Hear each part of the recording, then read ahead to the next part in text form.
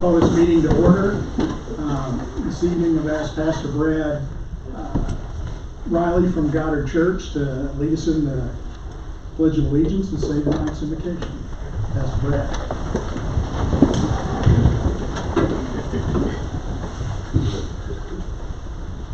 Let us offer the Pledge of Allegiance. I pledge allegiance to the flag of the United States of America and to the republic for which it stands, one nation, under God, indivisible, with liberty and justice for all. Let us pray.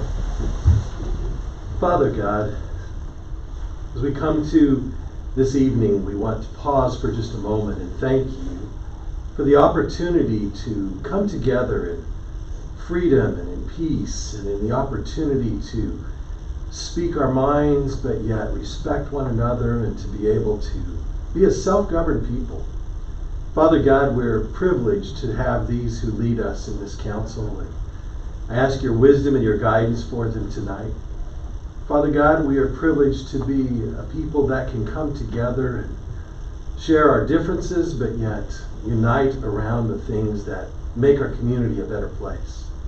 And so, Father, I thank you for the community of Goddard. I thank you for those who serve every day in the businesses and who work on the city councils and as well as the city government. Those who especially work in the public works and in the maintenance and who keep this city safe. For the public servants who are in law enforcement. Father God, you have blessed this community. And I pray that as the business of the city and the community is considered tonight, that you would give us all a healthy respect for all that is good and all that is happening among us. Father God, I pray that as we continue in this time together, that you would just watch over in this cold night those who are perhaps underprivileged, those who are suffering, those who are cold, those who need help, those who are hungry. Father, may we remember that we are one people, as we just prayed, one people, one nation, indivisible. Thank you for this freedom. We ask your guidance and your protection now in the name of Jesus Christ. Amen.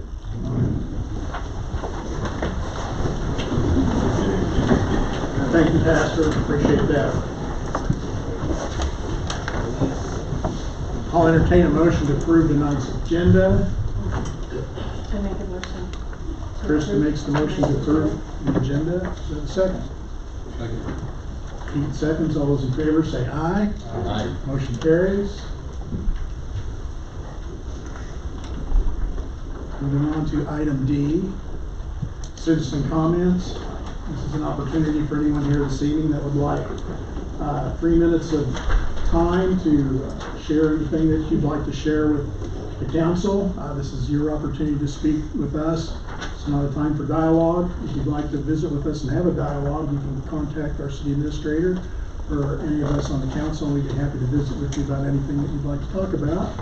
But it's kind of like what's my line. If you'd like to come up and make a few comments, sign in, and we'll give you your 3 minutes. So we'll open citizen comments.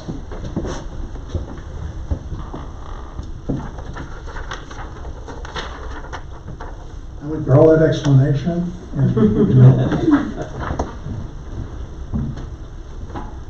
Very good. We'll close citizen comments then, unless anyone one last chance wants to come forward. Okay. Citizen comments have been closed. Item E, ex parte conflicts of interest. At this time, I'd like to give the council a chance to declare any conflicts or communication they've had that might influence their ability to consider any of the agenda items impartially. We've got 4 no's, and I'm going to say yes this evening. My wife is being selected to be appointed to the Citizens Advisory Committee, so I'm going to recuse myself of that.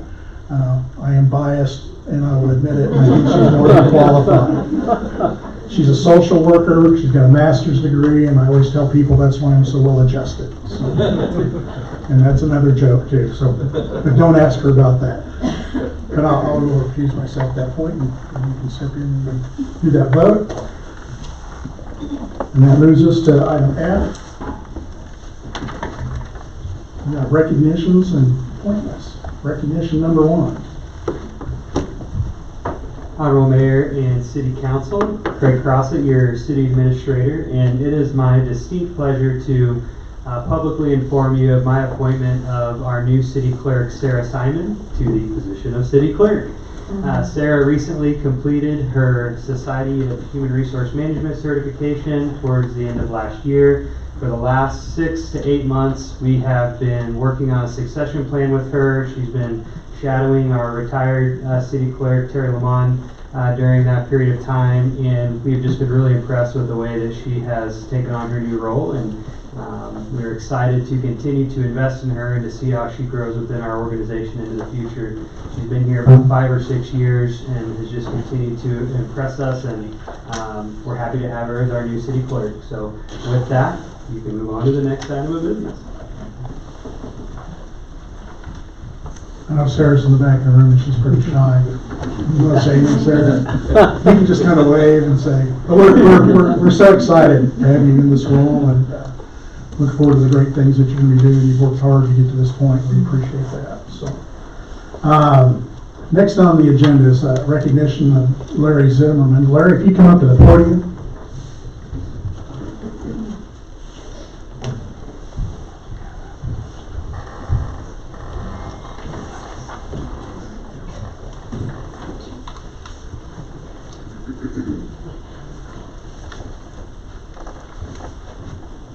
Larry, on behalf of the city and the community of Goddard, it's my distinct honor and privilege to actually spend a moment and recognize you for all your years of service on the council and as mayor of this community. You've been intricately involved over a long period of time. Hopefully we got these dates right. Mayor and council member from 2000 to 2004, and then from 2007 to 2023. Just say close enough. Great. We got it right. Thank you. But in all seriousness, you've been a dedicated, selfless servant. You've served this community well. And I just, on behalf of the community council, the administration, the staff, I just want to say thank you.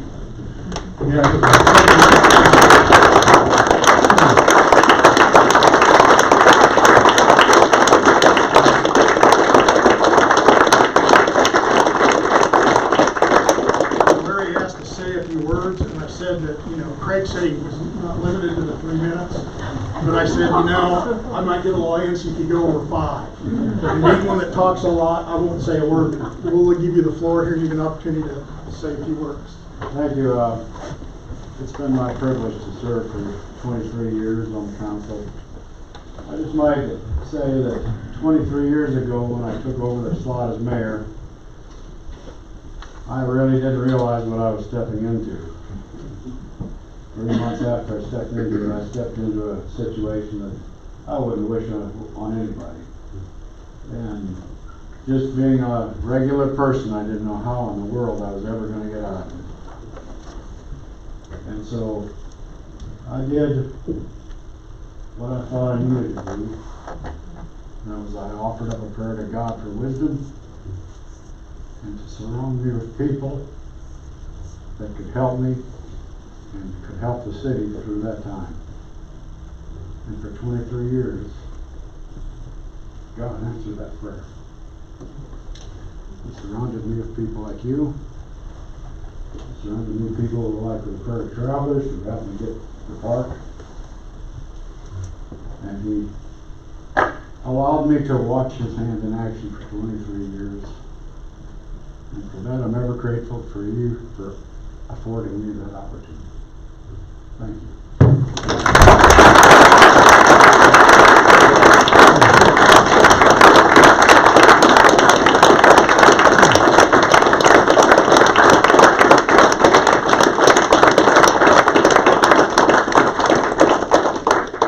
Well, Larry, what about your grandson back there? My grandson, I'd like the people know that he's been accepted to the Air Force Academy of Colorado.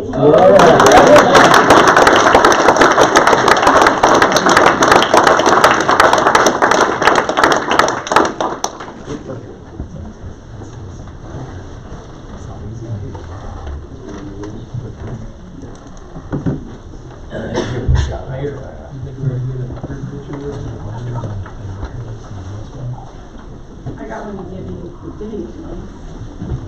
Well. Hey Larry, you want to just step back up here and maybe the council would like to have a picture with you? Okay. Is that okay?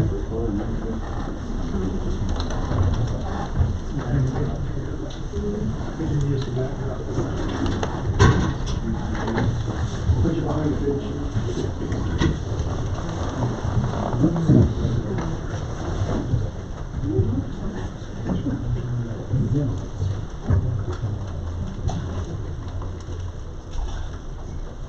Thank you. Thank you. I need to leave because my wife's Sure, got sick. that's fine, that's fine, I appreciate it. Oh, Mayor. Mayor, they give him the box. Yeah.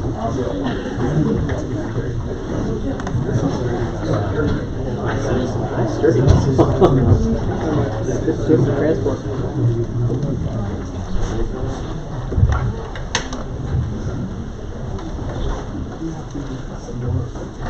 Okay, thank you. Sarah, go ahead. Alright, I am up here to recognize Terry Lamont for her years of service. She served as city clerk for the city of Goddard for over 21 years, starting in October of 2002. At the time Terry took office, the city's population was about 2,600 people, and during her tenure, the city staff grew, and so did the population of the city, reaching its current projected population of 6,800 people. Terry was and has always been hardworking and dedicated. She had a great optimism that she carried with her and was always willing to help other staff members when needed. Her professionalism and demeanor will be missed. Terry currently resides in Wichita. She spends her time traveling and visiting her son, Aaron, in Minnesota. I also want to thank her for the last few months of mentoring me and her patience and her willing to try to get me to understand a lot of the things that I have and still don't have any idea of how to do. I'm spending a lot of time stumbling through stuff, trying to figure it out for myself, and she kind of let me do that while encouraging me and guiding me of how city clerk functions and then all the many jobs that come with that job. So I want to thank Terry. We do have a plaque type award for her. Terry. Come on up, Terry.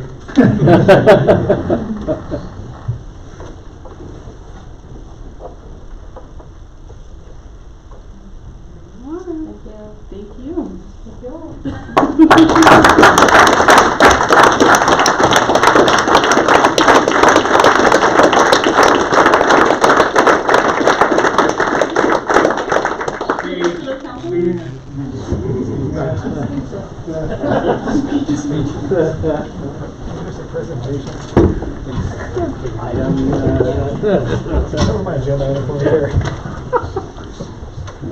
Do the minutes for that. Do the minutes for your own record.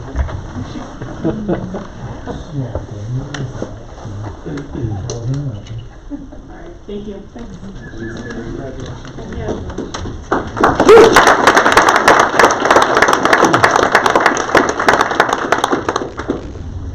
See you back tomorrow.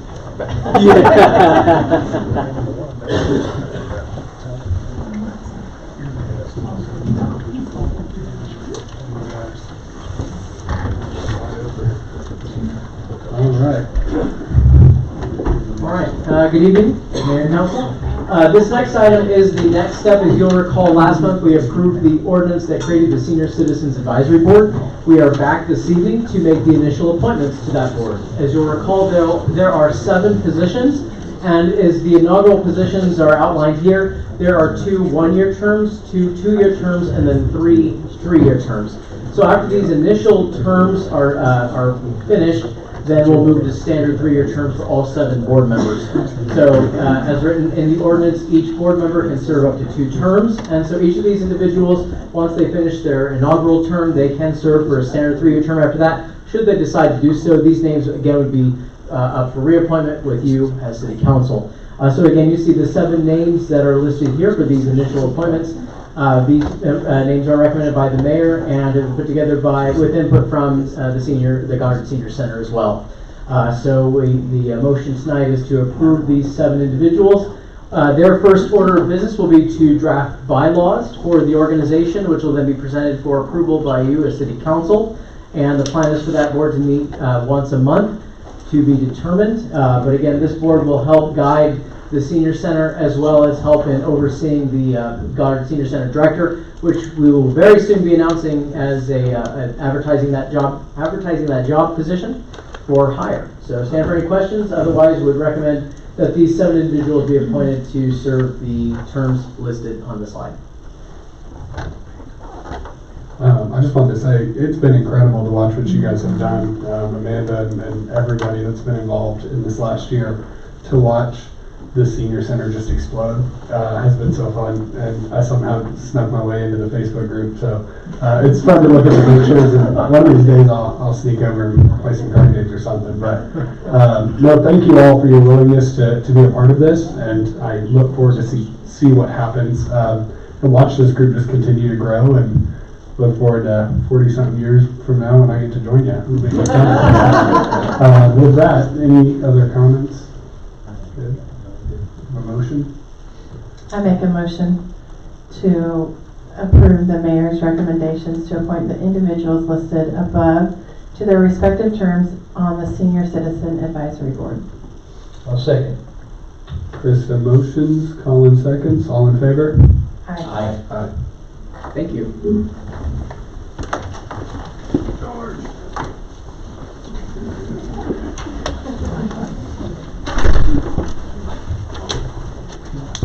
I got a chance to read those. All but one passed. Someone snuck me in the shed again. It'll be cold out there.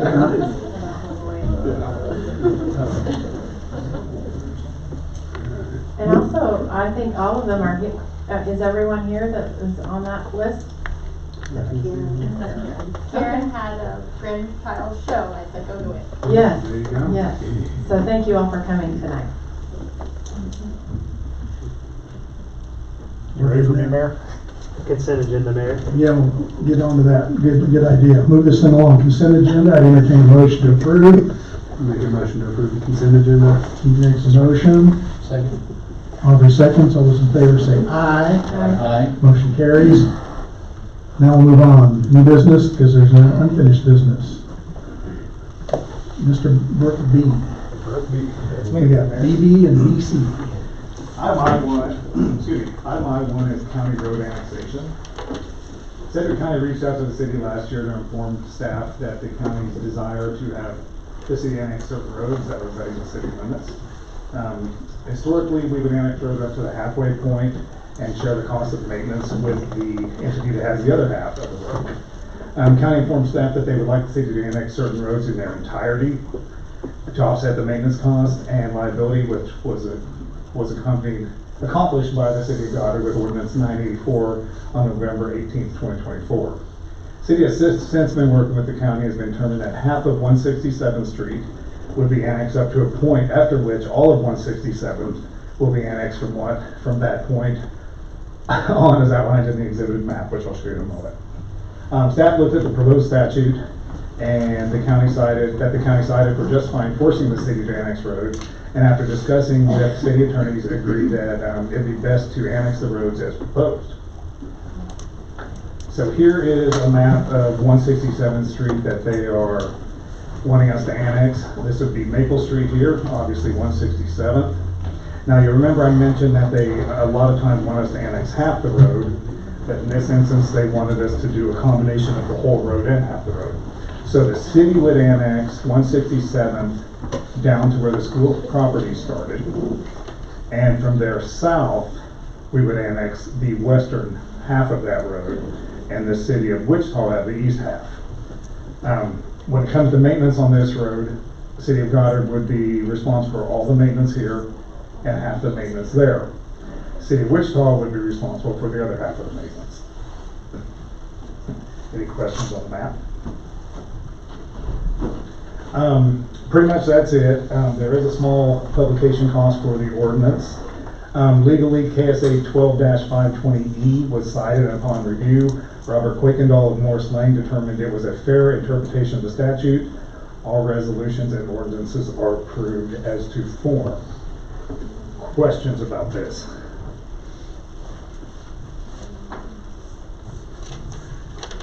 Any comments, questions we have? As we continue to grow, this will happen again.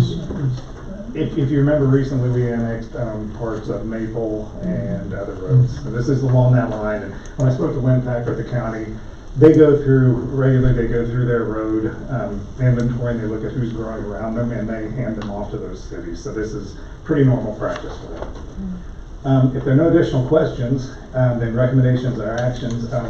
Two parts here. First is to waive the reading of the ordinance. I'll make a motion to waive the reading of the ordinance. Let's make a motion. Second. Keaton seconds. All those in favor say aye. Aye. And part two is approve the adoption of the ordinance annexing certain roads into the corporate city limits. That would be voice and a roll call. Make a motion to approve the adoption of the ordinance annexing the roads into the corporate city limits. We have a motion. Roll call. Councilmember Hall, Yes. Councilmember Fish, Yes. Mayor Lee, Yes. Councilmember Trailer, Yes. Councilmember Collins, Yes.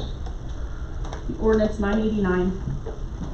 Isn't it amazing? I was looking back for Terry. I didn't know where to sit. Very good. Very good. First city ordinance of the year.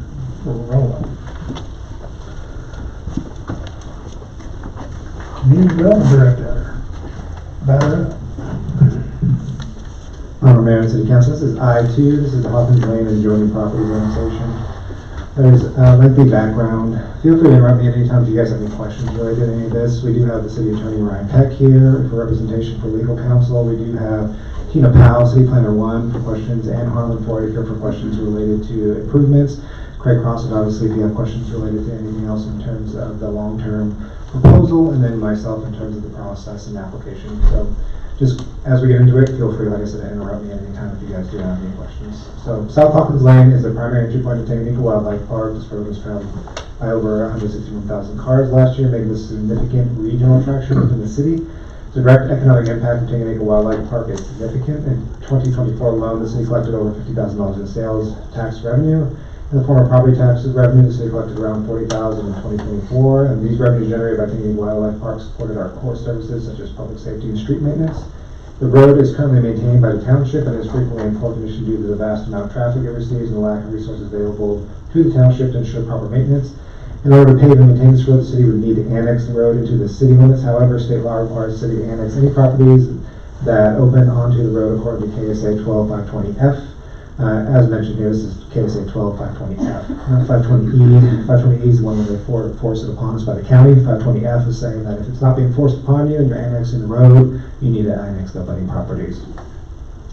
The effect of this restriction is to prohibit, I'm reading verbatim, the effect of this restriction is to prohibit a city from annexing a strip of land that serves only as a right-of-way and then using that strip as a basis for subsequent annexations. This is coming from the manual concerning annexation powers and duties of cities, general edition, Kansas City municipalities. City Council is considering approving a resolution which would unilaterally annex the abutting property owners into the city limits. If approved, the resolution would set a public hearing 60+ days from the date of publication, and letters would go out to all affected property owners in any affected jurisdictions. Governing body is considering approving a resolution, to begin the process of unilateral annexation of all properties currently unincorporated to the city limits. Under Kansas state law, KSA 12520A establishes the 5 basic steps for unilateral annexation. So you have a report, a resolution, notice to affected property owners, a public hearing, and adoption and publication of the annexation ordinance. So right now we're just doing the resolution. The report shows the extension of services which is included in this agenda item will be sent to all affected properties and parties. The resolution will be sent to all affected parties and sets a date for the public hearing. The public hearing must be 60 days at a minimum from the date of publication and adoption. The resolution can be published right away, but it must be published in the city newspaper 2 weeks from the public hearing. Letters with resolution and extension of services plans sent out to all affected property owners in affected jurisdictions. Letters must be sent out within 10 days of adoption of the resolution by certified mail. The letter must be sent to the Board of County Commissioners 10 days before the public hearing. The Board of County Commissioners has also asked that we send it as soon as we adopt it. If the council wants to move forward with the unilateral annexation, we can notify them as soon as possible as a courtesy. It's not a requirement by statute, it's just a courtesy that the DOCC has asked. A public hearing will be held, and during that time, anyone affected by the annexation may speak without limitation. The service extension plan will be presented during the public hearing. If approved, the governing body will adopt the annexation ordinance, and it will be published in the city newspaper going into effect upon its publication. Publications in Times Sentinel, which is the paper that the city is using, and has always used as far as I'm aware, will be every Thursday. So if you consider it tonight, it'll go into effect this Thursday, and then the resolution will be published this Thursday, and that's the standard, that's the set time that we'll have 60 days plus from that time. These are the 3 properties in question. Here's Hawkins Lane. This dash line is our current corporate city limits, and it goes around affected properties. And so when we annex, if the city council chooses to annex Hawkins Lane, they'll annex these 3 properties at the same time. There is a small cost for letters and the necessary publications that are required by state law. Legally, all legal considerations of the unilateral proceedings required by state law have been reviewed and approved by the city's legal team. All assessments proposed have been reviewed and approved by Kim Calvin, Gilmore Doe, representing the city in bond law. According to the League of Kansas Municipalities, interpretations of the statute of the governing body doesn't need to make any findings prior to adoption of the ordinance during the public hearing, which is page 2-9 of the League of Municipalities legal advisement.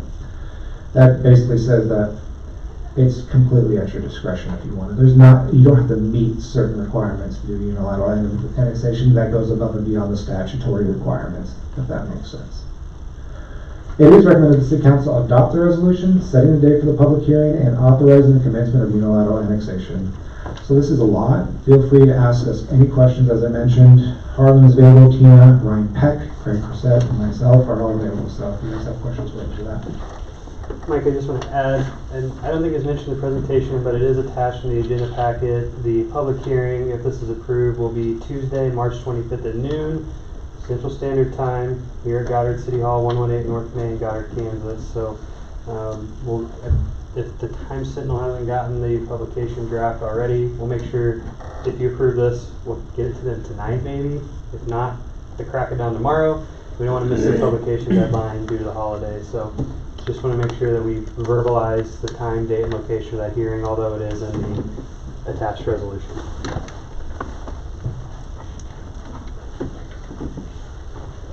Any questions, comments?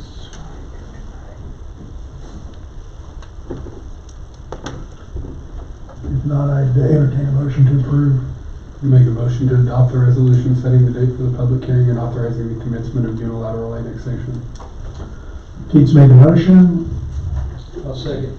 Marley seconds. All those in favor say aye. Aye. Aye. Motion carries 5-0. Thank you very much. Thank you, Micah.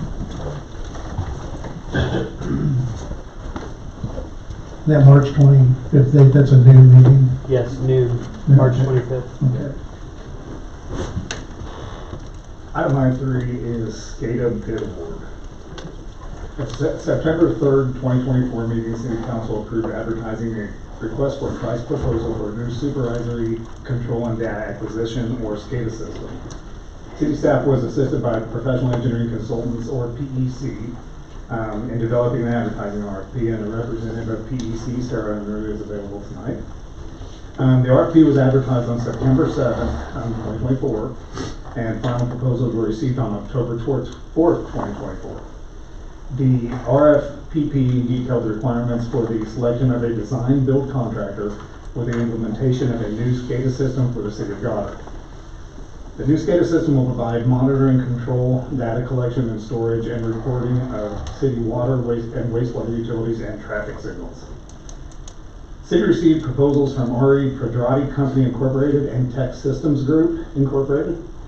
The proposed costs from each company are outlined below.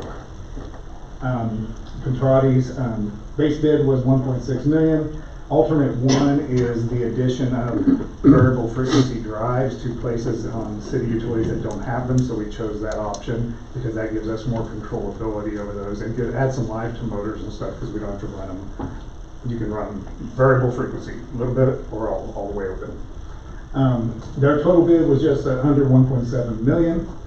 Tech Systems base bid was just under $1 million. Alternate one was $52,000 for a total bid of $1,050,863. Submitted proposals were reviewed and evaluated by a group consisting of City of Goddard representatives, operations staff, and PEC staff.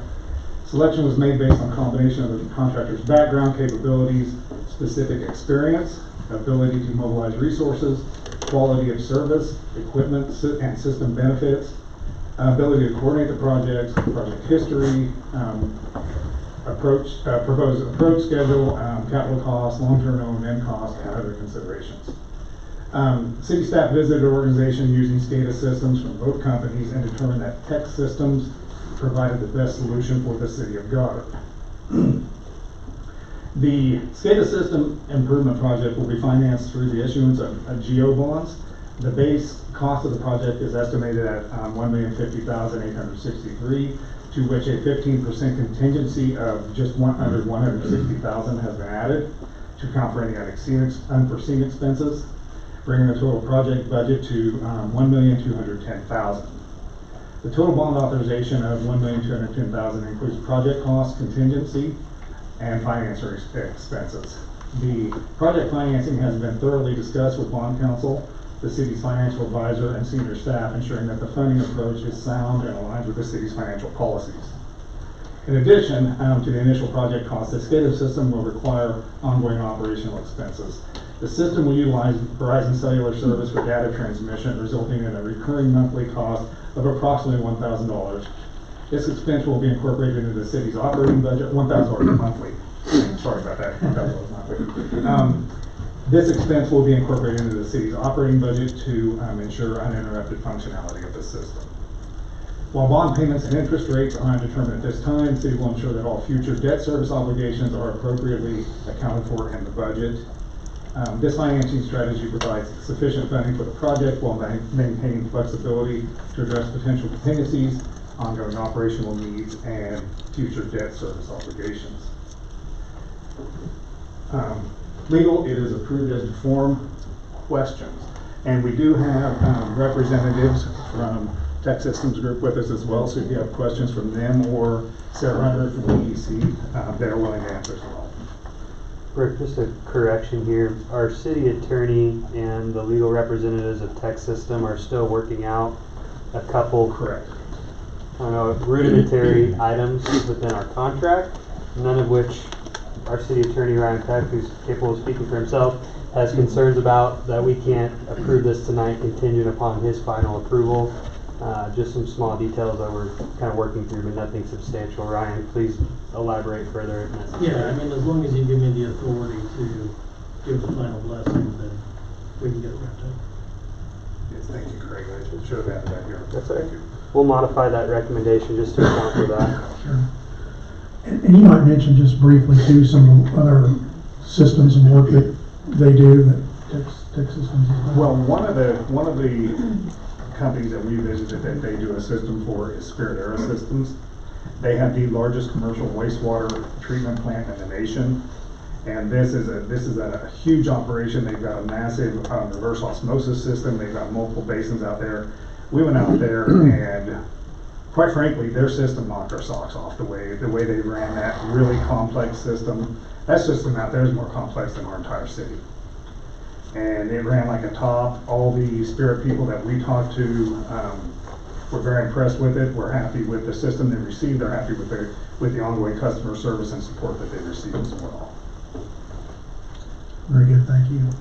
Mayor Brooke, if I could ask a question. Yes, sure, go ahead. Want to make sure, did we interject somewhere in there with the new Goddard water pump station that we're putting in provision? Yes. Because that supplier has been asking me about, can we talk to your SCADA representative? Yeah, one neat thing about this system, we did include that, but one neat thing about this system is it's modular enough. As we add anything to the city, it can be easily, those utilities can be easily added to this system. Probably just a matter of adding another radio at that site or something like that. It's pretty much almost that simple. So, and I know John and his crew can speak to more detail on that, but I think that's in a nutshell. That's correct. It'd be a similar system to one of the other wells.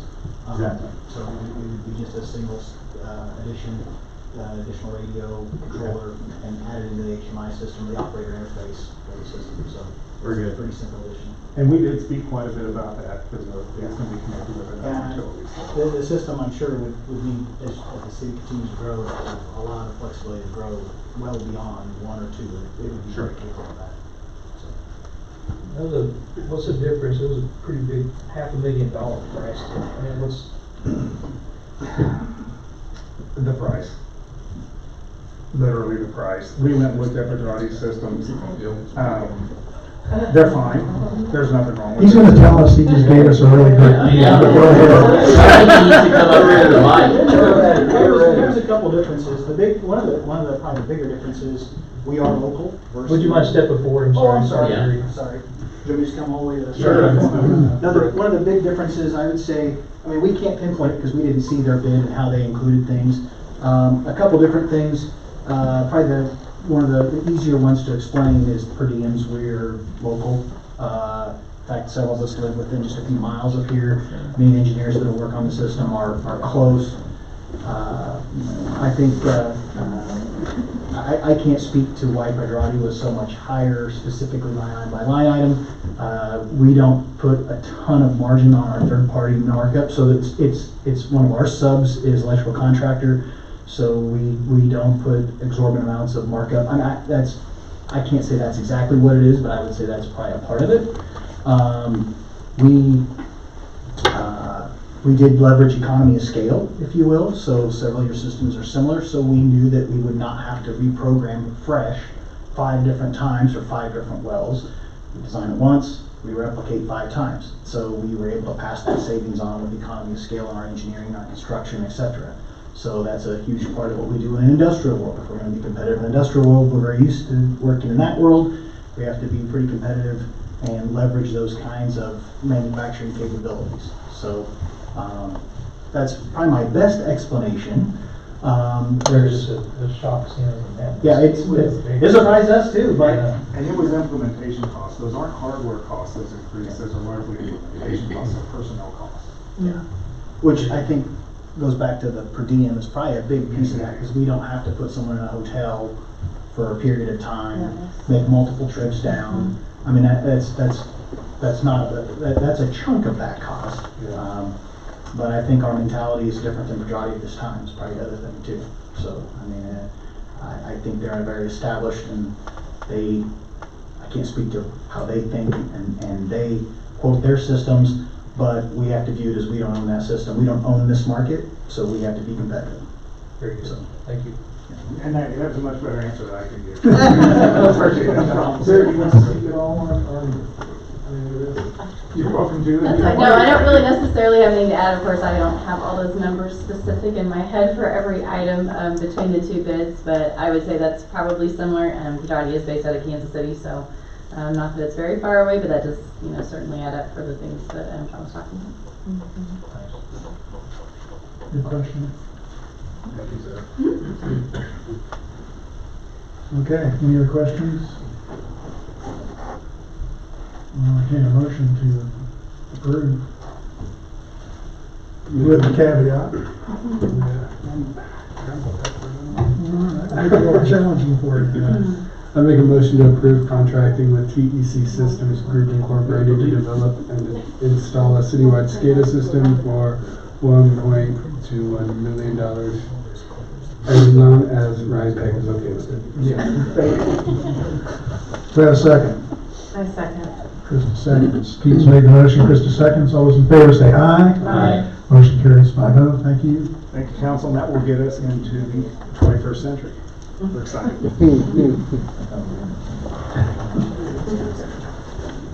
On council, Yes. Kevin Cowan. Good evening. Good evening, sir. The next item is related to the previous item. The background is you had considered your SCADA system improvements. You just accepted a bid for those improvements. And the resolution before you would authorize the improvements and the issuance of general obligation bonds to pay the improvement costs and associated financing costs. SCADA system improvement bids were considered and accepted. To accept the bid and proceed with the contractual obligation, which was referenced, the Kansas cash basis law provides that the city should have budgeted and appropriated funds to pay for such improvements, so have cash you're going to use, or provision has been made for payment by the issuance of bonds or temporary notes. So this project authorization is what will give you the authority to sign the contract and make it a binding financial obligation. which is what the first paragraph says. The authorizing resolution will also serve as the enabling legislation for an upcoming temporary note or general obligation bond issue of the city to finance the cost. So it allows you to make the contractual commitment, and then will authorize you to borrow the funds through a temporary note or general obligation bond issue in the future to actually pay the cost of it. As was referenced a moment ago, the construction and acquisition costs are $1,050,863. When the contingencies are added, that is $1,210,000. So the authorized bond amount in the resolution is $1,210,000. Financial, the adoption of the resolution will allow the city to make the contractual commitment that I've referenced to proceed in an amount up to $1,210,000. The city will then later issue its temporary notes or general obligation bonds, which is obviously a financial commitment, to pay the cost of the improvements. I prepared and reviewed the resolution, and the recommendation is that the City Council approve and adopt the resolution authorizing the improvements, which for the third time I'll reference, that allows you to sign the contract and then later issue the bonds or temporary notes to pay the costs of the improvements. The action's simple motion to adopt a resolution to authorize the SCADA improvements and the issuance of general obligation bonds. Pay the cost of the improvements. Voice vote is sufficient, and happy to stand for questions. Questions? Pretty straightforward. It really is. I mean, you do this all, it's maybe in a different order. Right. Sometimes we have the authorizing resolution, then you go out for bid. Tonight, it just happened that it was same night. So the night you're accepting the bid, you're also authorizing the financing for it. I'll make the motion to adopt the resolution to authorize the payment of the financing of the SCADA improvements through the issuance of a general obligation bond. Second. Thank you. Brent seconds. I've made the motion. All in favor, say aye. Aye. Motion carries 5-0. Thank you. Easy peasy. Okay, moving along. CPA, Chief Financial Officer, Carol, thank you for conducting this. Much better.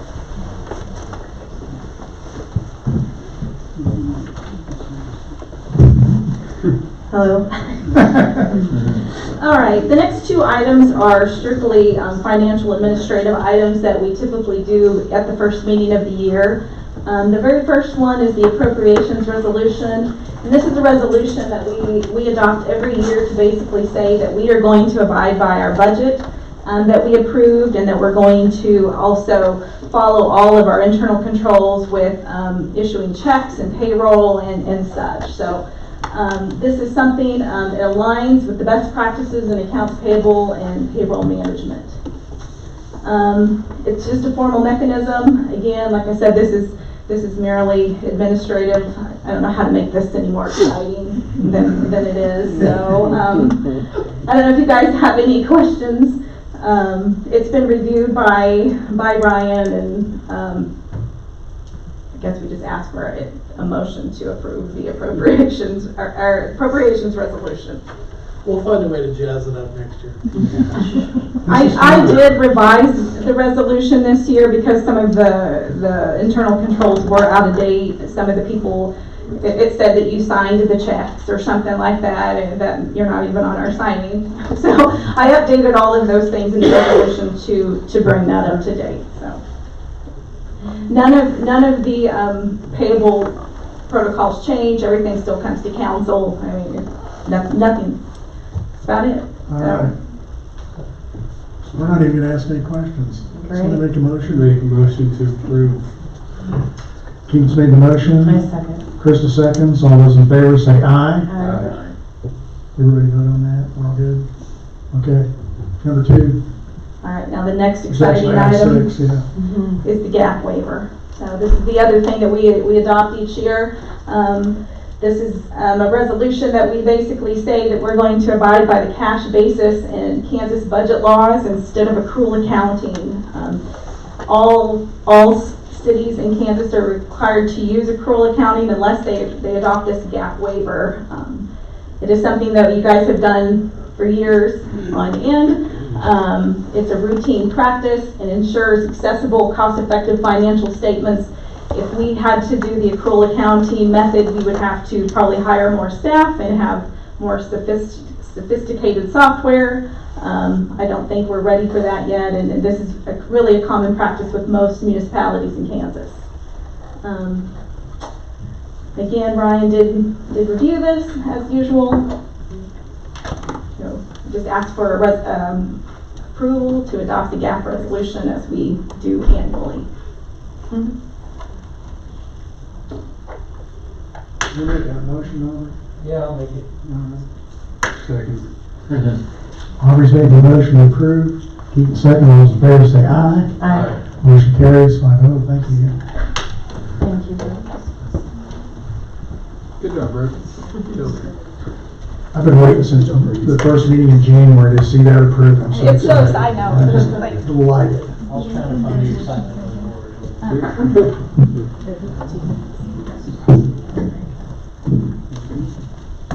Honorable Mayor and City Council, this is I-7, 183rd Maple Northeast Corner Annexation Petition. So Marvin Schimmelberg has submitted a petition for annexation of land generally located off of 183rd of Maple on the northeast corner, and the City Council is considering the annexation of the property by submitted petition. Tract of land is about 45 plus acres, gross square footage is about 1.9 million. The land adjoins the corporate city limits and is allowed annexation per KSA 12520A. The land is within the city's 2035 growth zone. This is the property in question. This is 183rd Maple, and this is the northeast corner.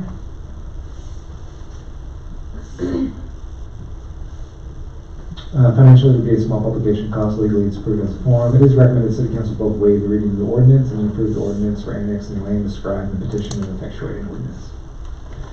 Open the questions or comments.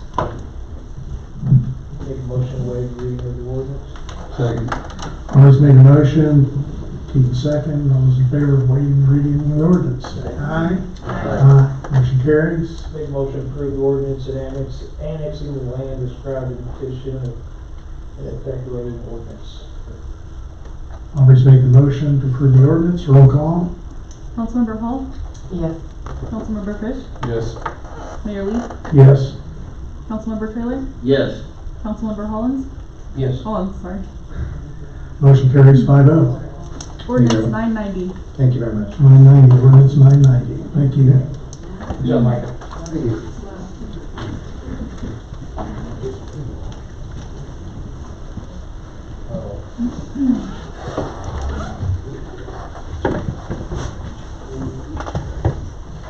Our esteemed city attorney. Good evening. Right there. Good evening. So as the city grows, obviously develops more code enforcement activity.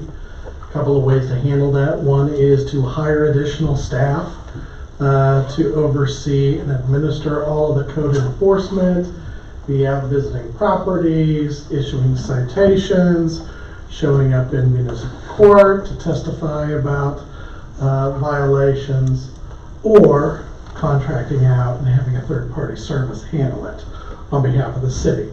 And so what we're proposing is to hire an entity called Pro Code Enforcement, or Pro Code Compliance.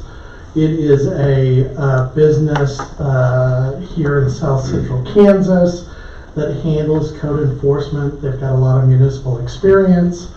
I think when I talked to the owner, they are currently representing 6 or 7 other municipalities right now doing the same kind of work. And so we worked out a contract with them.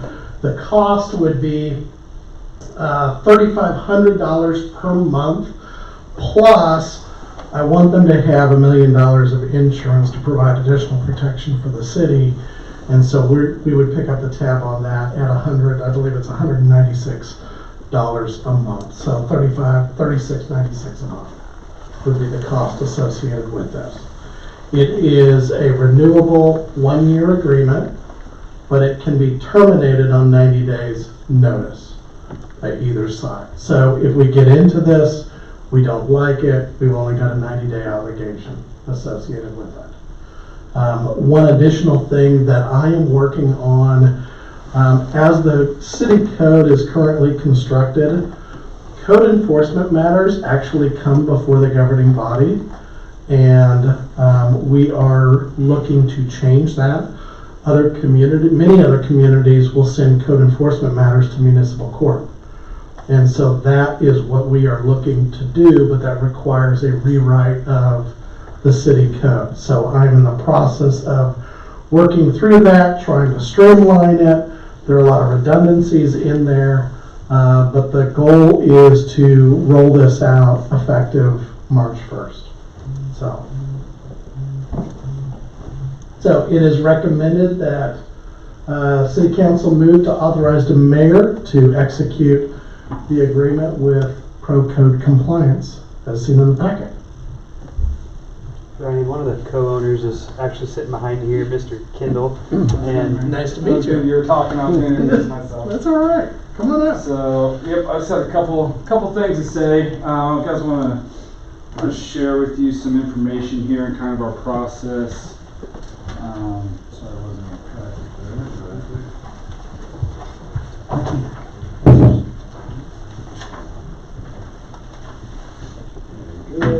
I wasn't going to cut So, as Craig was saying, my name is Kendall Pierce. I am a part owner of Professional Code Compliance. We are a code compliance contractor based out of El Dorado, Kansas, but we reach a lot further than that. We currently have 8 different municipalities that we contract with.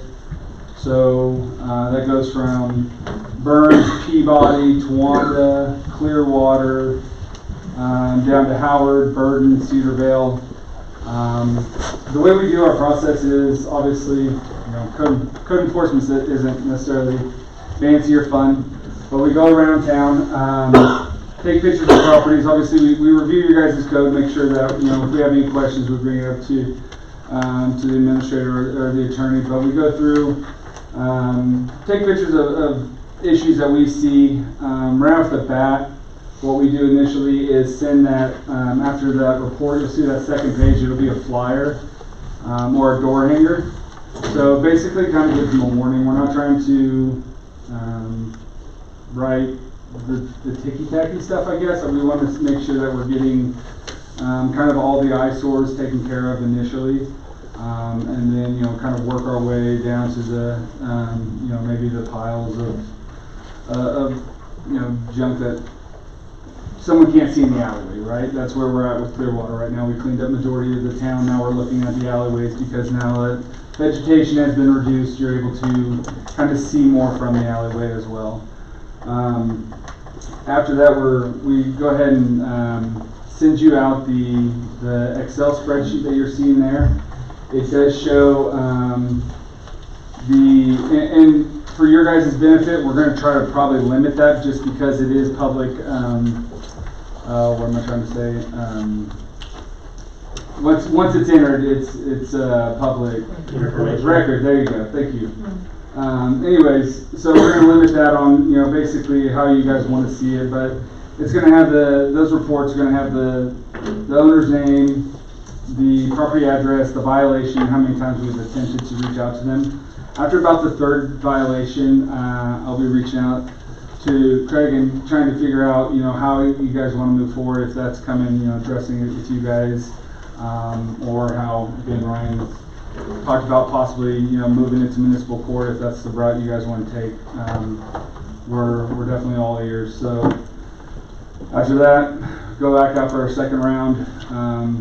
And again, just make sure that we're documenting, we're keeping everything up to date. So if it does come down to the point where we're at in municipal court, we have all our I's dotted and all our T's crossed.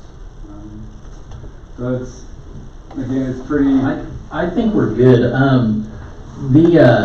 Usually we get options a little bit before we're just brought something straightforward, and I mean, we just have his option. Where's the other option? To our knowledge, there's no other communities no other companies that provide this service. This is relatively new, and I think these guys have only been doing it for a couple of years. So we don't have a code enforcement officer. We're a city of 60. Could we get a little, Councilman I'm Trailer, sorry, could I finish interrupting that's how you? I feel about this. No disrespect taken. Just kind of give you a reason why I started the company was because I was sitting where you guys are sitting on my city council. Yeah. We didn't have somebody, and the attorney was like, hey, why don't you look into that? And there was nobody that's helping cities like your guys', where you don't have any enforcement, where you have the chief of police or the police officers, you know, doing code enforcement as well. So we went ahead and started that up. So to my knowledge, there is not any other company in the state of Kansas doing what we're doing. So it would be basically what you're left with is hiring, and then, you know, the advantage there is the insurance, the vehicle, you know, and saving money on that end. I think we need to think about this a little bit longer. So the only other option is to hire somebody on staff, right? City staff do it. Mayor, do you mind if I address the council? Sure, please do. So, essentially, right now, our options are to hire somebody full-time to do code enforcement, and when you do salary plus benefits, you're going to be paying more than what we would be paying to contract this out. And again, the only reason you're getting one option is because it's the only option that we know exists. This is a relatively new venture that's occurring, and we did check with a couple of communities to make sure that these guys checked out.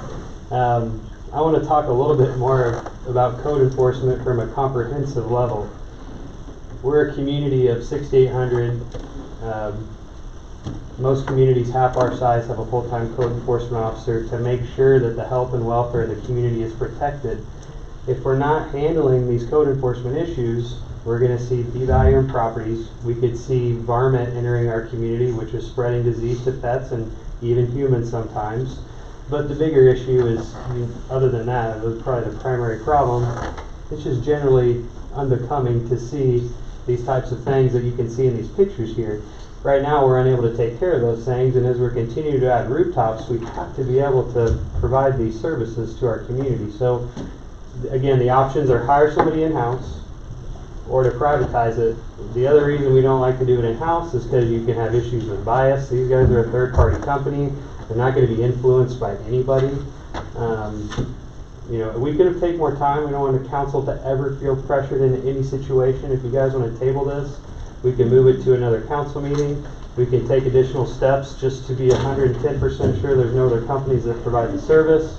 But we definitely need to have something set in stone before the spring season comes and we have the tall grass and the weeds and all those other kinds of issues that can occur. Now, the reason we're trying to move this out of City Council... Wichita has an app, though, Councilman right? Trailer, can I please finish my comment? If we are wanting to move this out of City Council and into municipal court, because just like this evening when you've got 10 business items and you have somebody who wants to come and appeal, they could be taking 20, 30 minutes of your time, and every city council person has a different idea of, you know, what level this person should clean up their yard or whatever it is. If it's moved over to municipal court, you got a city attorney, a prosecutor, and a judge relying on the report from pro code compliance, and they can move that stuff through a lot more smoothly. It's more of a judiciary process, so I think that's why we see some cities do it more effectively, to have it in municipal court and not at the city council level, taking up your valuable time. So that's all I have to say, and I appreciate the opportunity to share it. Okay. So we're talking about probably what, 80, 85 hours a month in terms of time at this point. And it's a contract we enter into that we could cancel in 6 months. I mean, Listen, I'm not going to hold your guys' feet. sure, no, I'm just saying, but in terms of as a contract, I get it, but and I would imagine that as you go into different communities, there's probably some give and take that would take some time in terms of working with people. That, I mean, that kind of fall on Craig and to kind of ease into it. Ease into it. I mean, and that's what the door hangers really are for, is just to kind of let them know, hey, we're here, this is what we're doing. It's not so much, you know, whenever you start receiving those letters, it's the verbiage in the letters it does get, you know, a little bit of bad stigma, I guess, because you do have to write out, you know, you have 10 days to obey, or 15 days to obey, then you have 15 days to appeal. If not, then we're going, you know, you have an opportunity to request a hearing. So once people start reading those letters, I feel like one thing that I do really well is work with cities. You can call. I'll give you every single city administrator I work with. My job is not to kick people out of their house. If they can't work, if they're working with me, I'm working with them, and they're not in front of you guys. What's the cost associated? $3,500 a month plus the insurance costs that City Attorney Peck mentioned. So $3,700 a month. So currently the way it's written, these cases would be brought to us and you're working on having them put over into the municipal court. So how long will that process take? For you to change the... The goal is to have it in place and approved by you by March 1st. Since there's still some trepidation maybe about this, can we table it for... Let's have a quick couple of questions. I mean, so how much time do you think, would you spend in the community or your staff looking for violations, and how do you just happenstance stumble across them, or? No, I basically drive up and down every road that is in the city limits. So your procedure, like see violation, and then you just put a notice and put it on the door, and then move on and wait for a response, right? For the follow-up. Proactive versus reactive. Okay, and then if they do not respond to that, then you just proceed with a notice of intent, right? So, my question is just thinking out of the box. But what do we have right now that has a head on a swivel and everywhere in our community? Just thinking out of the box. I don't know what the chief, I don't know the staff. Since you guys are out and about, is that something that opens up, back into the police department? No, that actually opens up a complicated can of worms when you get into the legality of what we are mandated, what we're allowed, what we're legally and statutorily given the rights to do, and it cleans it up a lot easier with a separate entity being responsible for that. Fair enough. Okay, so most of these areas are Old Goddard. Most of these areas are Old Goddard because our HOAs that we live in, they drive around already. And there's a lot of new houses around here, and we have HOAs. So basically, he's going to be looking at Old Goddard because we have our own HOAs. Right. That's what I'm saying. Can I interject a little bit? I've just been doing code for 5 years for the city, so I Sure, Brian. You want to come up and address council, please? If you want to. Yeah, no, come on up. You've been doing this as a part of many other things you do. My name is Micah Scoggin. I'm the Economic Community Development Director for the city. I also double as code when I first started, but it used to be back, I started in 2018, December, and so the population was like 4,800 people around that time. We hit 5,000 around 2020, and so I was doing a Monty Barnacle. We were chasing dogs and grass, and then I was doing permitting and planning and zoning and whatnot. And so then police took over dogs, which was helpful, and animals, and so we separated animal control away from code enforcement. So then we were doing code enforcement predominantly when it came to like blight, grass, dilapidation. But we did notice that Councilman Traylor's right, predominant amount of code violations is going to be south of 54 and north of 23rd, but that didn't mean it precluded code violations from happening north of 54. So we have written probably over 300 citations north of 54 because HOAs, some of them, they reach out to us a lot for one reason or another. For some of them, some of the HOAs, they don't have any fines. So if there's no fines and they send somebody a letter, for example, I live in Spring Hill, there's no fines. And so my neighbor does a code violation and the HOA sends them a letter, they're like, who cares? You're not going to fine me, so no big deal. So then the HOA reaches out to the city anyway. And then we say we have to make a legal determination, a judicial determination if it is a code violation that they're doing. For one thing, painting is not a code violation. If the HOA says you need to paint your house, the city's like, that's not us, we wash our hands. But if there's junk, trash, if there's tires accumulating in somebody's backyard, we've responded to junk motor vehicles in St. Andrews, we've responded to junk motor vehicles in multiple different subdivisions in Goddard that weren't south of 54. So I mean, these violations, they happen from all over the place. So I mean, the HOAs are like one step, but then once that step gets eclipsed, then we get the phone calls from the HOAs to actually act on and enforce the city code. So we see that a lot. It's not unique. It's not like there's a huge concentration just in Old Town and everybody else is innocent. You know, I can tell you we've definitely interjected on properties north of 54. And Police Chief Beasley is correct. He can't.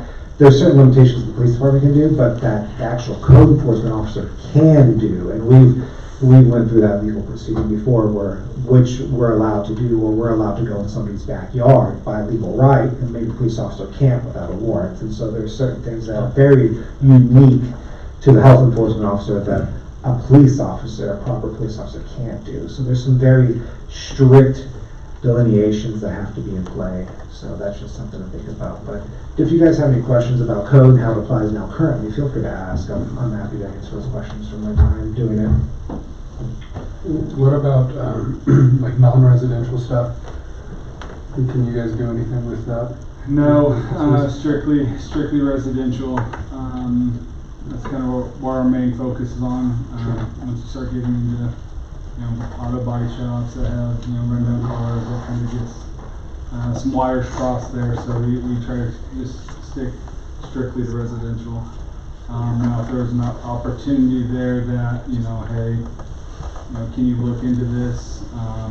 Again, my business partner has done municipal law for 20 years, so there's nothing that he hasn't seen or hasn't touched. So that's one of the reasons why I felt really comfortable going into business with him. So if that was something that came up and we needed to discuss it, I would have no problem doing that, because I can't imagine it's extremely there's multiple, I guess what I'm saying, multiple of those violations.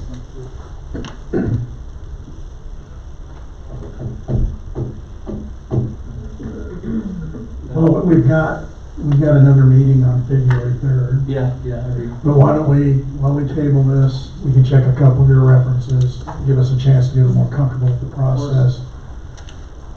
Maybe kind of get a little bit better idea of nailing down how it's going to work with getting this transferred over to municipal court. And let's take a look at it again, the first meeting in February. If we get a bigger picture of like what the process is, I mean, if it goes to municipal court, what's the penalty to the fines and all that? Where does that go? Absolutely. You know what I mean? Where is that money generated from that? Where's it distributed? I'd like to see that. Absolutely. And then if we could look up how many, on the 7 years I've been council, how many times that somebody's came at us about a yard, because I only remember 3.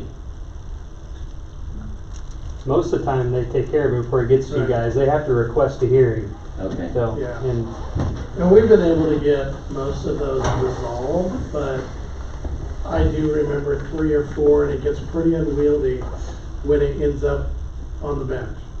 It's just kind of a hard deal. And so I do believe that moving it to municipal court would make it a lot more efficient and probably enhance the objectivity of it. I think the municipal court judge, this is not unusual for him to deal with, so it's going to be treated like a lot of our other municipal court matters. There's going to be a trial, there are going to be witnesses, and then the judge is going to make a determination and assessment if there are penalties in accordance with what we put in the code. So whether that is fines, whether that is to order abatement, whatever the case may be, the judge will have to follow that. And this may not work in my favor, but that is the very, very, very last step that I'm trying to get your citizens to. I will work with them until I'm blue in the face, until we can't get to that point anymore, and then it has to go to that point. I'm not. Most of the time, these work themselves out. If you turn it over to law enforcement, it's a completely different dynamic. People get defensive, people get a little bit more combative at times, and it has the opposite effect, which is positive. But more often than not, people just need a nudge, and they just need somebody to kind of push them along to get it done. Mayor, before you guys consider your motion, I just want to make one lasting comment. You're going to see this in the admin report, but we currently have 6 positions that are vacant that we're hiring for, and that's just to get us fully staffed today, not considering what we anticipate of a doubling of our population over the next 5 to 6 years. We first started down this path because we saw it as an opportunity to do something more efficient. It's becoming more so difficult to hire municipal employees. For whatever reason, I think you tell my colleagues, public service isn't looked at as something that everyone in the world wants to do, and so it's hard for us to get fully staffed, and this was an opportunity for maybe a more efficient way to do one of the vital services. I would consider this a vital service. It's health and welfare. Or a place to put them. Or a place to put them. So that's kind of the foundational reason as to why we got down this path. I just thought that was worth sharing. I appreciate that. I think we've got enough time here to, I think we can table this tonight and we can take another look at it in the 3rd of February. That gives us a chance to collect a little more information. I'd read just a 30,000 foot view. Sure. Overall. So once again, I make a motion to table this until the next meeting. Very good. We have a motion to table. I second. Krista seconds. All those in favor say aye. Aye. Motion approved. Thank you, Thank Janet. you. I appreciate it.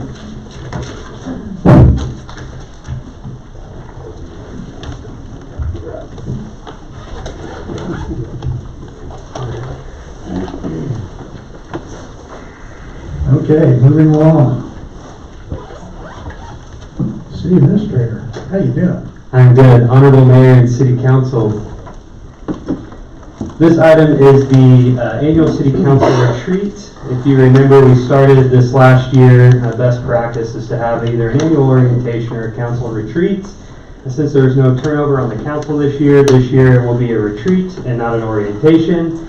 This is a professional development and team building opportunity. We'll have an opportunity to review our priorities, evaluate progress, and then a little bit of discussion about the goals that we intend to set at our annual goal setting session here coming up. Shockey Consulting is the group. They're going to be bringing with them retired Overland Park, Kansas City Manager Bill Ebel. They're going to facilitate the professional development services. They labeled this the Elected Officials Masterclass. We're going to host it here locally at Tanganyika Wildlife Park. They'll provide the services required of being the host. And some of the outcomes that we hope to have. This is really applicable to some of the constructive disagreement this evening. So enhanced decision making and policy formulation, conflict reduction, trust building and camaraderie amongst our elected officials, how to make value-based decisions, leading effectively in today's polarized environment, transparent decision making and techniques for dealing with difficult people. So this is all a part of the Elected Officials Masterclass. It's going to be on Monday and Tuesday, February 24th and 25th. Here are the costs. Those are going to come out of Mayor and Council Department of Professional Development. And the recommendation would be that you approve the proposal for professional development services. And then with Tanganyika Wildlife Park, we've negotiated a trade agreement with them to pass forth some of the administrative fee that we otherwise would withhold for the CID that is established over there. So any questions or comments about this one?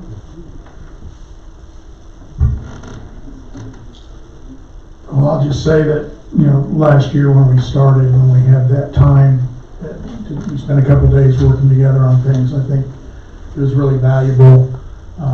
This is an opportunity for us to maybe invest a little in what we do and how we do it to the benefit of the city. And I know for you guys it all work. It requires a sacrifice of you taking your time to be there. I appreciate everybody's willingness at this point to do that. So I think this will be beneficial in moving us forward, and hopefully we can enjoy the same success this year that we did last. Any questions or other comments? I'll make a recommendation, make the motion that we approve the consulting proposal for professional development in the way it's been presented. I second. I've made the motion, Krista seconds. All those in favor say aye. Aye. Motion carries 5-0. Moving on. Wichita Area Metropolitan Planning Organization grant application, WAMPO for short. Good evening again. The city was recently made aware of a funding opportunity through WAMPO. This is the Enhanced Mobility of Seniors and Individuals with Disabilities 5310 grant program. Amazingly enough, I don't think there's an acronym for this. So I don't know where the federal government failed, but there's not an acronym for this. These are federal dollars that are granted to WAMPO as well as other metropolitan planning organizations throughout the country. And we were recently made aware that WAMPO is soliciting additional applications for this funding. Again, this funding is to be used to, as it says here, improve mobility for seniors and individuals with disabilities by removing barriers to transportation services and expanding transportation mobility options. So we are pursuing this grant. The application is due this Friday, so it's a very quick turnaround for us. We are grateful for Amanda Treadwell, who serves as currently our senior Goddard Senior Center volunteer director. She is working on writing that application on the city's behalf and then submitting that to WAMPO. Like I said, the application deadline is this Friday. Available to the WAMPO region is just over $1.3 million to be used, and we would be requesting this funding locally to purchase a passenger van with a wheelchair lift. There is a local match component of this, and that is 20%. If our application is selected, that 20% will come from the city's discretionary line item, that discretionary fund. But at this time, Amanda is working on that application to submit. Of course, if we are awarded, legal counsel will review the agreements prior to us signing that. How this funding works is that the federal government grants this funding to WAMPO. WAMPO awards the funding to the various grantees in the region and then turns those grantees over to Wichita Transit. So WAMPO and Wichita Transit work together. Wichita Transit, if we are awarded funding, will work with us on purchasing the vehicle and then turning that vehicle over for our use for our seniors and those with disabilities. And the recommendation tonight is, again, we ask the City Council move to support the grant application to WAMPO and authorize the mayor to sign the cover letter. At this time, it looks like it's anticipated that we would probably find out about the award announcement late spring, early summer, I believe, of this year. And then once awarded funding, then pursue and work with Wichita Transit on purchasing the actual vehicle. This would be a great service. We're hoping that because there is not a similar service like this in our community, that will make our application more competitive and make us competitive in this process. I'll stand for any questions. And I'm sure Amanda would be able to help answer any questions that council might have as well at this time. May I approach? Yes. Please do. Thank you. Amanda Treadwell, Volunteer Director of the Goddard Senior Center. I just want to make a clarification. There's actually two types of vehicles that you can request. One is the 8-passenger van, the other is a 12-passenger cutaway. Looking at the difference between the two vehicles, there's a $14,000 difference, but it does give 4 additional seats on it. I've done my due diligence. I spoke with the other senior center directors. I talked to Mulvane. I talked to Sedgwick County Department of Aging and CPAAA. I've talked to Hayesville because they've been through this process. They have all graciously sent me their applications from previous years, so it'll be easier for me to write it. And I've asked for their advice in this, and they all recommended that we go for the paratransit, which is the bigger vehicle. They said that was one of their regrets, is that they should have went straight for the bigger vehicle versus working their way up to that. So I would like to make that request, that instead of it being the 8-passenger van, that it's actually the 12-passenger. This vehicle will be intended to use initially for senior center transportation to the events that we have around in Wichita and other areas, as well as servicing some of our seniors and our individuals with disabilities. I took my grandmother to physical therapy today, and one of our senior center members and members of the community was there, and she had transportation through her insurance, but they left her there and didn't pick her up. And it's a common thing that I've heard through other sources of transportation, is where sometimes they can get a ride, sometimes they can't, sometimes they'll get them there but they won't pick them up, or vice versa. And she was in tears there, and I told her, we've got something coming. So that just is re-encouraging that that's something to where she can make a phone call and we can come pick her up and be able to take her home, or have something where they have a more reliable transportation service available for those needs. So looking at that, like I said, there's only about a $14,000 difference, and just to clarify, when you do a purchase of a vehicle, it's a 15% match, not 20. So it's a little bit less. The other option that we can do that I would like support on is in talking to the other senior centers, they're going for the gold. They said ask for more. And so they are all asking for operational expenses too. This grant does cover operational expenses as well. So that's another component that we can request is operational expenses. So that includes gas, somebody to run it, maintenance and costs and those type of things, and that matches that 50%. So just to clarify. One of the things that they've recommended is having partnerships. So I've reached out to a lot of our businesses and to a lot of our partners here in Goddard, and I have a lot of support from them. We're getting letters of support from a lot of different organizations, but I don't want to name names because it's not in writing yet, but I do have confirmation from several partners that is willing to cover very large expenses, including wrapping the vehicle for us at no cost, and possibly not having maintenance cost to the vehicle. So I'm working to leverage those relationships and partnerships because we all believe that our city needs this opportunity to help be frugal with our expenses and with our costs to be able to help make this as minimal as possible and not much of a burden on the city and also our residents.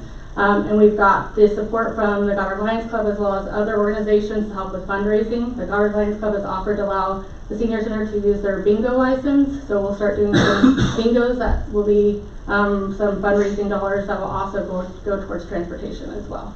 So we have a really good plan in place to help cover these expenses, and a lot of people that believes in it, so we would love the support. The other one last thing is I believe this is the foundation that we need to keep moving. And speaking to Southern County Department of Aging, who takes care of the transportation, she said she can't do it in writing, but she gave me her verbal confidence that they would love to work with us in the future, making Goddard a transportation hub. So they provide transportation just from the surrounding rural areas into Wichita, and they would love to partner with us and see what that looks like to possibly have us help bring those residents to Goddard and then be able to take them from Goddard into Wichita. So that opens up a door for possible partnerships and additional funding dollars that we could get from other organizations and from the county and state, hopefully, to be able to have, you know, that transportation grow even more, hopefully, in the future. So the same with VA. VA needs help getting them from here to VA. So that was another partnership that we're looking into as well. But that's in the future. But we need something to start with. That's nice. Quick question. I love it. I love the idea of accessibility is huge. So just theoretically, in a few years, Malloy leaves Georgia to the movie theater. Who does he call? Like, what's that process look like? So initially, Obviously, I'm not calling him. He's gonna have a button he can push it. I'll call the chief. The chief might come get me. There we go. Initially, it's going to be that they'll contact the senior center. The senior center will be the point of contact for the service. With the director position, that director would be responsible for helping with the transportation and running that transportation. There's no CDL that's required or anything because this is underneath the limit that it requires. I do have a picture if anybody wants to see it. It has 2 wheelchair accessible seats in it as well as 12 additional seats. So it's very similar to what Hayesville has. It's exactly what Hayesville has right now. The same that what Dove Estates has. So typically on some of our outings, we have about 20 people that come to some of our outings. So, and we typically will carpool from here, and some people don't go because of transportation. So this will help allow us to have more accessibility, just as all the other senior centers do as well. So then, other side of the coin, they briefly mentioned, obviously go through the senior center. Would that be the same route if we have somebody in our community with a disability that needs to get to, they just contact senior center as well? Yep. Okay. Yeah. Because the senior center is technically open to everybody, because for grant purposes we track 55 and older. Okay. So we have members that are not even 55 as well. The whole point is this connectivity and just being able to make sure our community is active and healthy. So. Yeah. Are these made in like what is it, a person? I don't know. A person? I don't know. The other thing that I was told from the other senior centers is once this does go through and once this vehicle is ordered, sometimes it can take 6 months or more to get. So That's why I was adamant about, even though we were on a short timeline, still going for it, because if we didn't, we would be probably 2 more years out from this opportunity. And we have lots of support. And our previous commissioner is writing a letter of support for us. Is this the bigger vehicle? Or? Yes, that's the bigger one. This is, so it's the Ford V8 gasoline one? Whatever that says. They give us We two don't have to worry choices. about that gas in much longer. They give us 2 choices. How much does vehicle run? So there's like options, 106. So it'd be less than 20,000, 20,000 or less for a match. You have like optional things that you can choose on there. Mayor Lee, could I address the council? Please do. Finance team, we had a discussion today. If we were to win this grant, which with Amanda's leadership and Ryan's assistance, high level of confidence we can pull the matching funds from our general fund discretionary line item. We haven't had a chance to consult with our city attorney Ryan Peck yet about liabilities and those things, but we're confident we can work that out with him. I think we would want to try to figure out a way to have some other volunteer drivers. That way the senior center director that's working 25 hours a week isn't constantly on call for rides. So whatever that process looks like, we'll get with Ryan to hammer that out should we win the grant. I think it's a matter of when, not if, right? Yes, and we do actually have lots of volunteers that have offered to drive. Just we would have a normal point of contact, which would be the director, because when we go on our outings and stuff, the director would drive, because normally the director does with them. So the grant specific, that you have to purchase a new vehicle? They have the vehicle, you just put the order in, so the grant's for that, yeah. So I got a question. Yeah. This van that we've rented several times last year, will we be able to use this van?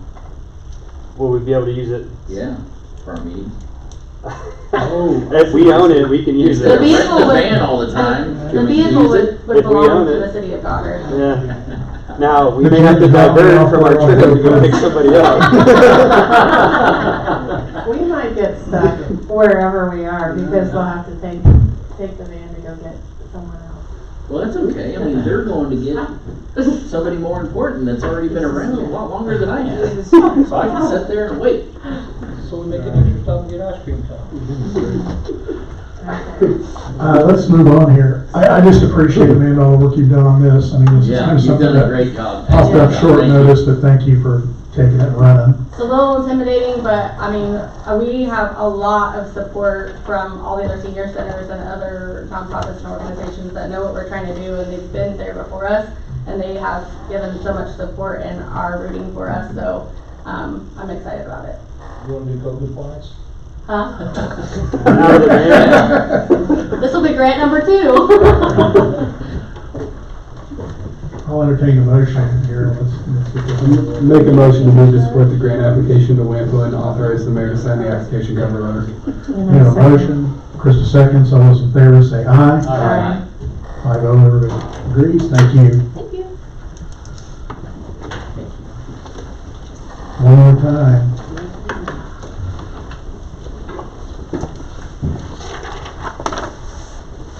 No authorization stuff. Alright, so this item popped up this afternoon, so that's why it wasn't in the agenda packet that was sent out on Friday, but we are needing to update the credentials on our UMB credit card P-card account, and right now, currently, Terry, who's retired now, is listed as the designated authorized person. So we are required by UMB Bank to prepare this resolution that they have provided us, stating that you all agree that Sarah Simon, the new city clerk, and myself will assume the responsibilities on the account to issue cards, update credit limits, and so on and so forth. So this is just, again, strictly an administrative item that we need to do so we can handle the credit cards at UMB Bank. Let me get Terry off here before she goes on vacation. She's off, I think. She's got herself off, and so it's kind of in limbo. If somebody needs something here at the city, we really can't make any changes to anything at this point in time. So just trying to get this stuff updated. Make motion, we adopt the proposed resolution. Second. Mark makes the motion, Keith the seconds, all those in favor say aye. Aye. I vote thank you. City administrators report, been back a whole 7, 8, 9 hours now, thank you for rolling on here. Hey, Welcome back. We're getting really, thank you, Mr. Mayor and Honorable Council. We're doing really good with our time efficiency. If you've been checking the clock, we got through all this business, so no exec sessions. I'll try to breeze through this here. We've got a few updates, projects, future agenda items. Please make sure that you have it on your calendar. Monday, January 27th, apparently instead of 27th, excuse the typo. That is our annual goal setting session. It's going to be 2 hours from 11 a.m. To 1 p.m. where we will review and set and comment on the annual goals for the year. And also the council retreat I mentioned Monday, February 24th and Tuesday, February 25th. The January 27th meeting is in lieu of our regularly scheduled noon Tuesday council meeting, so that will be canceled. We'll send out a notice to the public to make sure everyone is aware of that. So make sure you got those in your calendars. The Goddard Police Department fleet purchase, we've got a couple of those that have been budgeted for this year. We will be asking for purchase authorization for 2 vehicles. Here's kind of a look at what we're considering for trading in, retiring, etc. If you want to skip it and go down to that last sentence, and we will acquire 2 new vehicles, retain 1 vehicle, and sell or trade 3 of them.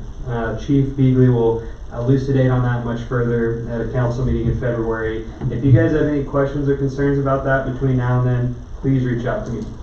The new website and app has launched. I want to give a special thanks to our website and app committee, our Assistant City Administrator Ryan Schrack, Community Development Director Micah Scoggin, and City Clerk Sarah Simon. They've been working on that for many, many months. If you remember authorizing that last year, it went live, I want to say last week. If you go on to the iOS or Android, I think that's what it's called, you can download the app. It's a lot more user-friendly if you're trying to do something on our website from your phone.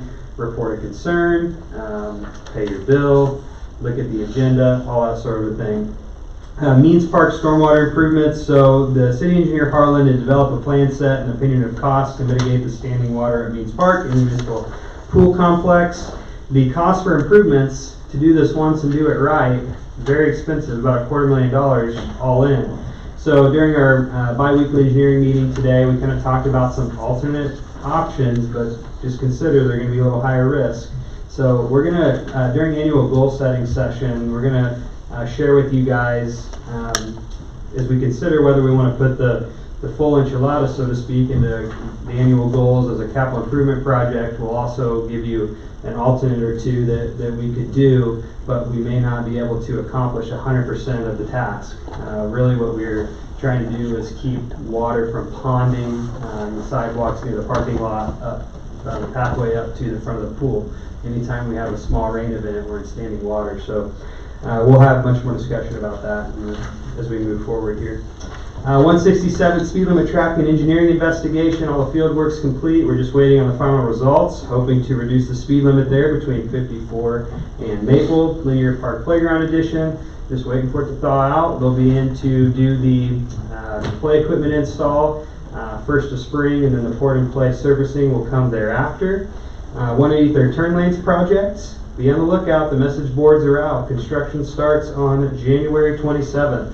And you can see a little more information there about some of the sequencing. If we have any updates or changes, we'll bring it to council. Ad hoc Water Committee, next meeting, Monday, January 27th, 7 p.m., Ryan? Yep. Here at City Hall. And I want to note that we have added a few meetings into the Ad hoc Water Committee meeting agenda, just to make sure we cover all the bases and get accomplished what the group set out to do from the start. So I would encourage you to go to that link there to check out some of that new information of the additional meetings. City Council retreat, you know about that. I mentioned some vacant positions we have. 2 public works laborers, a police officer, police service officer, the community engagement director, 1 admin assistant, and then 1 senior center director. We'll have ads shared out for all those, and we'll have them posted on Indeed as well. But in the meantime, if you know of any interested folks, please encourage them to call City Hall, and we'll direct them to the appropriate place to apply. This is just to get us up to full staff, which us and other communities seem to be perpetually understaffed. It's just very difficult to hire and retain public servants in this current economy. So we will keep working towards that, though. Annual goal setting session, mentioned it. Upcoming agenda items. We have our annual appointments to these regional organizations, WAMPO, SCAC, REAP. We have the single hauler trash hearing, the salt storage bid award, the mowing contract bid award, and the corporate boundary resolution. I always think of a couple other things that don't make it on the list during the meeting. Mayor Lee, Vice Mayor Fish, Assistant City Administrator Ryan, and myself will be heading up to Topeka tomorrow to represent the community during Local Government Day. Our lobbyist has done a great job of setting up a few meetings with some of our legislators. Our key focus area while we're up there is getting the sales tax issue resolved at our Walmart, which helps pay off our Star Bond debt. So we're going to be working on that issue and a myriad of other ones too. Property taxes is on the horizon for the state legislature this year. It could be the year they get something done. I also want to mention that we are looking to transition our property and casualty insurance as well as our work comp insurance. There's a couple of firms out there, they're cooperative pools that are made up of a bunch of other municipalities. We can get the same level of service and coverage for a much, much lesser cost. So we are looking single source on these items, not competitive bidding, and there's good reasons as to why that I will communicate with council. I want to encourage you guys to share dialogue with me on those ahead of the meeting, and we probably won't bring those to you until the spring, but I want to get that information out to you early so you know, it's kind of a more complicated and nuanced part of our operation, so I want there to be ample time for questions and critiques and such. So lastly, I just want to thank the council for the way you guys value our employees and our benefits and those kinds of things, and the opportunity for me to work from home over the last 4 weeks. And my wife and I are super excited to welcome our baby daughter, and super thankful for Ryan Schrack and the other staff for their leadership in my absence. So thank you guys for allowing me that time, and I hope you thought things went well while I was gone. It seemed to me that it did, so that's all I have.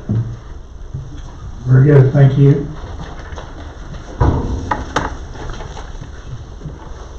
Comments from the bench? Krista, we'll start on that end and we'll work the other direction. A lot of exciting things I'm looking forward to another year. So, that's it. You're next, sir. Vice Mayor, what do you have to say? Not a whole lot, man. I get your ear tomorrow, so. All right. No, I'm like Krista said, man, that was a heck of a year, and I think this one's going to be even better. So looking forward to all the things that we're working on, and seeing what comes. Craig, congrats. Your daughter's adorable. Thank you.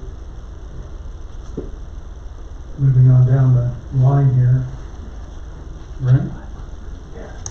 He's looking at car space. Anything you'd like to say here? Terry already left for the day, didn't she? Thank you, Amanda. You know, I'm doing community, Meals on Wheels for Hutchinson. I'm doing it. Yeah, so I'll send you some pictures Thursday. And congratulations on the baby. Thank you, Councilman. And anyway, it wasn't that bad in Goddard, was it? Wichita was really bad the other day, so sorry for how did you drove around, right? Okay. It wasn't bad. Well, Wichita was bad, so you got to remember that I said in Wichita, you know, so yeah. Well, I'm at work, so. But the roads were bad in Wichita. It was about 2 inches of snow. Luckily, it was cold enough out here. It came down, the wind blew it south of us, so yeah, it was pretty easy. The dome over the community just protected it. God's favorite. Moving on down the line here. Yeah, congrats on the baby, brother. Thank you, Councilman. Staff, thank you guys. You guys are phenomenal coming here. You're so organized, and you make this an easy process for us. And thanks for having the levity of answering more questions as we bring that out. Sarah, congrats. Thank you. Proud to have you. And then Amanda, phenomenal job. And that's all I got.